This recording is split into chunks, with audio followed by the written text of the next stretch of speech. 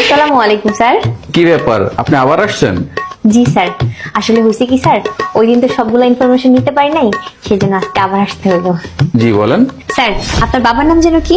জোর জবরদস্ত। না না স্যার, আমি আসলে জোর জবরদস্তি করতেছি না, আমি জিজ্ঞেস করেছি যে আপনার বাবার নামটা কি। আপনি বুঝতেছেন না, আমার বাবার নাম জোর জবরদস্তি। জি স্যার। স্যার, আপনার মার নাম যেন কি? অ্যাটম বেগম। অ্যাটম বেগম। আপনার মায়ের নাম? জি। ও, আপনাদের বাসায় তো আবার তুফান ঝড় সবকিছুই আছে।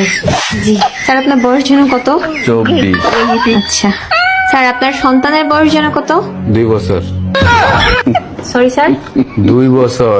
স্যার, আপনি বিয়ে করেছেন 1 বছর, সেদিন বলেছিলেন। আমার 2 সন্তান, 1 বছর 1 বছর করে 2 বছর। ও আচ্ছা আচ্ছা। খাটাস। আপনি একটু ভুল বলছেন, আমি শুধু খাটাইস না, আমি একটা মহা খাটাইস। আচ্ছা জি স্যার, ধন্যবাদ আপনাকে আপনার মূল্যবান সময় দেওয়ার জন্য। শোনেন, জি।